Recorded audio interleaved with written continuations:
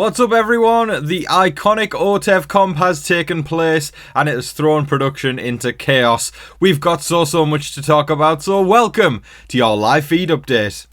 Right before we get started, if you are new around here, make sure that you hit the subscribe button.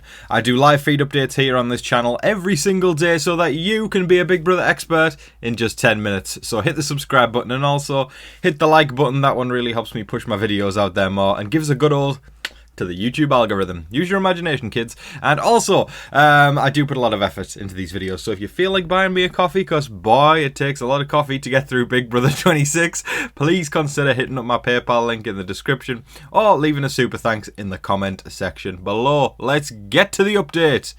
We start today with some rare praise of Cam. We all know I've been rather critical of how boring he's been. I mean, not only I, but the majority of the Big Brother community has acknowledged that he's been boring. That's not questioning how he is as a guy. He's a lovely guy. But for reality TV, maybe not his bag. But anyways, I saw yesterday on the feed, Cam, he came through and he said, this is a personal one.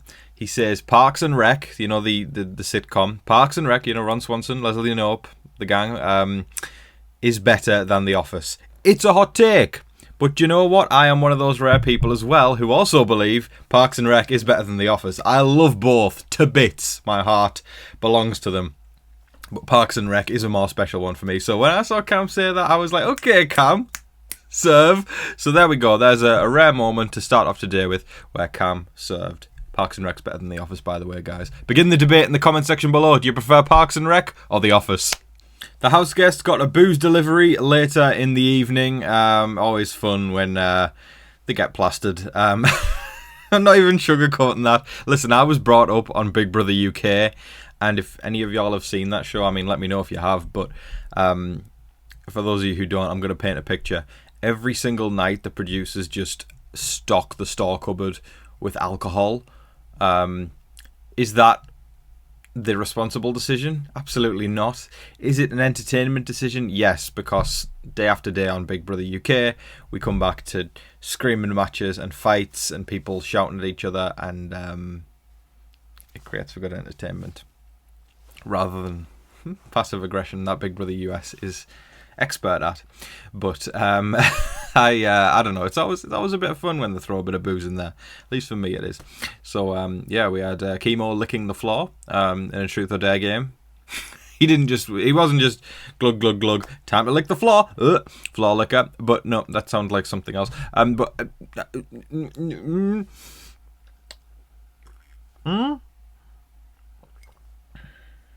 Chemo licked the floor, backwards, you can't even read it. Not amused. He licked the floor, folks. He licked the floor. Anyways, another thing that kind of led.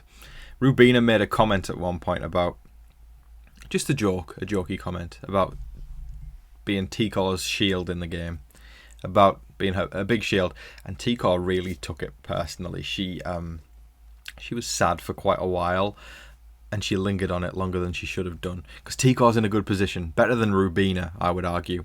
But she was really holding up on this one comment, which sometimes I know it's difficult. It really is, because emotions and people saying things when you want to trust them and saying the wrong thing can throw you for a loop in the Big Brother house. But sometimes you got to learn when to just let go. We've got somebody like, okay, the perfect example is Angela. Angela doesn't know when to let go. I love Angela. She's great entertainment, but she doesn't know when to let go, and as a result, she has not got a good game because of it. I know T-Cor is nothing on Angela. Of course, she holds herself a lot better in the game than Angela does.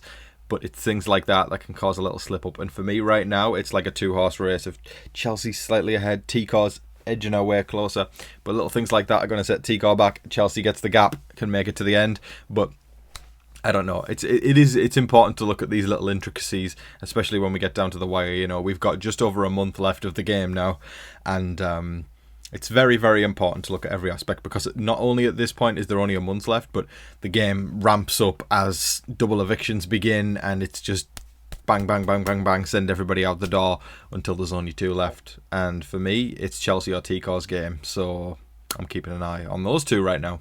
If you are a super fan of Big Brother like I am, then you will want to make sure you don't miss a moment on the live feeds. You can subscribe to Paramount Plus by using the link in the description below to see the house guests 24/7, whether they are bickering or strategizing or crazy eyes. Sorry, that's becoming a daily thing now. Crazy eyes and doing all those wonderful things. You don't want to miss a minute or a second, or a millisecond. So subscribe to Paramount Plus by using the link in the description below. Why am I composing right now? Because I am composing you to go and subscribe to Paramount Plus. Enjoy, folks! Now, while I am talking to the super fans previously, I'm going to talk to them again right now, and I just want to say hold on to your seat real quick, because this might be a tough pill to swallow. We have the results of the Veto competition, and to the new viewers this year, because I know there's new Big Brother viewers that join the party every single year, let us introduce you to Otev. What's Otev, Tom? Okay, it's Veto spelled backwards for a start, if you haven't picked up on that already. But it's an iconic Veto competition that was first implemented, I believe, in Big Brother 6 from my best recollection. It was 6 or 7. I just remembered James and Janelle, I am harm. But if you get that reference, let me know. But yeah, it's a competition where there's usually a big mascot on the top of a slippery hill in the backyard, whether it's a giant octopus or a giant cockroach or a giant crocodile or whatever, you name it. They basically tell you a hint of something, and then all the house guests have to run down this slip and slide hill and then go digging around in the mud and the dirt in the backyard to bring back. It could be it's usually a piece of card that's made to look like a bottle or whatever, you know. But long and short of it, piece of card, and it's got somebody's name on it or something on it. So it could theme it around picking a drink out or picking a certain house guest's name out or whatever. So for instance, the question it sounded like for round 1 was, which evicted house guest did not play in the first HOH comp?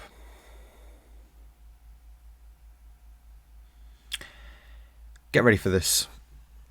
It brings me no pleasure as an updater right now to tell you all a Big Brother record was set. In the fact that it was huge. But I'm going with this. But I have to tell you all. No, I'm just going to break it to you all. Get ready. Otev lasted 1 round.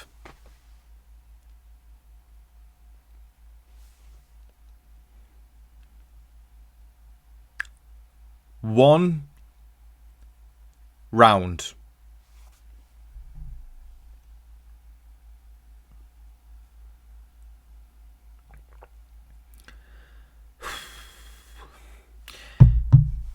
Regular viewers will know that Otev usually lasts 5 rounds. Yeah, that's right. But 1 round. It's an expensive competition. It's an iconic competition. And it was over. It sounds like, from what they've talked, it was over in 1 round.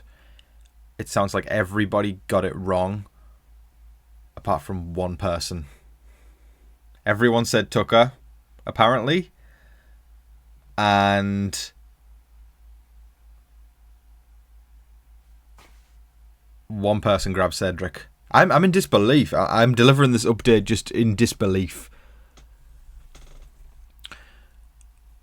Flashback to the wall comp as well. This year's wall comp was the shortest wall comp in Big Brother history.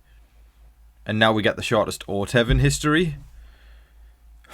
Anyways, a mediocre congratulations to Mackenzie for winning the power of Veto.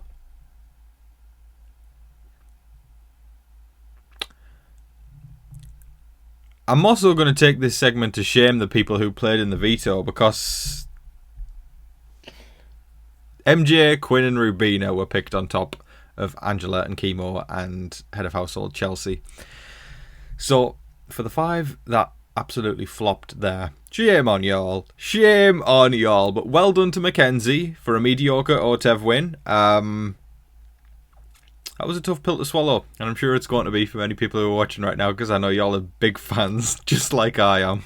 Now we have to ask ourselves, is the veto actually going to be used? Despite the disastrous Otev attempt, Mackenzie did indeed win. Otev, she won the power of veto, and is she going to use it? She, of course, is not on the block, but Angela is. Does Mackenzie have any intention of taking Angela down? No. Does she have any intention of taking Chemo down? No. I honestly think there's nothing worth her making the move here that would benefit her game. I mean, I guess keeping Angela around again, the argument could be made that she's always going to be the target. But again, that's happened many, many, many times now. I do think Chelsea has got sway over Mackenzie as well, and I think she can influence her just to not use the power of veto, because, of course, if MJ does use the power of veto, the only boat it's going to rock really is Chelsea's, and Chelsea, of course, holds the power card right now, being head of household. But to be honest, I mean, personally, in my eyes, I think once the head of household's made the nominations and you've got the veto, I think the veto becomes the power card for a little while. I mean, there's an argument that could be made. I could write a whole essay on it, but I don't know. I feel like sometimes if you can make the power play, it can pay off. But does MJ need to make any kind of power play? I don't think so. I really don't. I genuinely do think we could. I mean, I don't want to speak too soon because this has been an unpredictable season. But right now, I do think that Angela's Big Brother life could be coming to an end. Now, I know half of the audience right now is going, yes, get in. I'm going to send Tom a super thanks.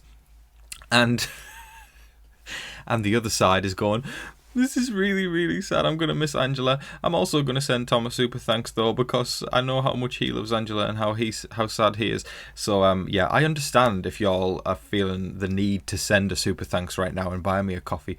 But, yeah, no, I think we could be... I think I'm doing well today. I'm on one. But I think we could be seeing the end of Angela in Big Brother this week. That is all of your live feed updates for today, and it lasted longer than Otev lasted, so I am rather proud of myself. Could have made a pool floaty joke, but I'll spare you all the trauma from that. 24 viewers know that. Season 24. But anyways, I'm going to thank all the wonderful people who bought me a coffee yesterday. Y'all keep the channel going, you keep me chugging on, and it means the world to me. So first of all, we've got the wonderful David Cushmore 8790, who says, is Quinn the new GOAT of Big Brother? If by GOAT you mean actual GOAT and not greatest of all time, because he's worst of all time. But I think... Help me. But no, he's not a GOAT. He's not a good player in my opinion. He's interesting to watch, but my word, I mean, both of his HOH reigns and he sent out his closest allies, or two of his final twos. That's pretty bad, but anyways. Will you put Evil Dick at the top? 5 villain. Big Brother won the game. Yeah, Evil Dick's definitely one of the best villains. And who's your favourite villain? Dr. Will or Danielle Reyes? It's really hard for me, but villains are always my favourite. Beetlejuice is a great movie. I saw it last night and I'm going to see it again today because it was just amazing. I loved it so much. Everything that I expected in the movie, just as good as the original film. Would Quinn win his third HOH competition? Have some Starbucks, coffee and M&Ms. Yeah, I mean, if Quinn wins again, expect him to send one of his own allies home, because that's the pattern we're seeing there. Thank you so much, David. Katie Wellahan, thank you for always making me smile. I look forward to another song. Well, that's very, very sweet, Katie. I appreciate that. And yeah, I mean, the season ain't over yet, which means the songs ain't over yet. So watch this space. Finding Laurie, thank you so much, my darling. I appreciate you and your kindness. You really mean a lot to me. Soldier Girl 6004 says, my money is on Chemo. Well, thank you so much for your super thanks, first of all. And yeah, I think Chemo's going to make it through this week. Don't want to speak too soon, though, because this season has been, the unexpected season. And while we're looking at Angela being evicted this week, Chemo is still on the block right now, and it probably will be on the block by the end of the week. So we'll keep watching as the week goes on, and you let me know your thoughts, okay, as the week goes on. Thank you, Soldier Girl. The wonderful, wonderful Marissa, who says, I love how you say Beetlejuice. This super chat is a special request for you to say Beetlejuice in as many accents as you can. There's a challenge. Thanks, Marissa. Thanks for all you do. I don't know where I'd be without your recaps. Thank you so much. I know you're such a kind, supportive light on the channel, and I genuinely appreciate you so much, my darling. So thank you ever so much. I could do Beetlejuice in the American accent for you. Beetlejuice.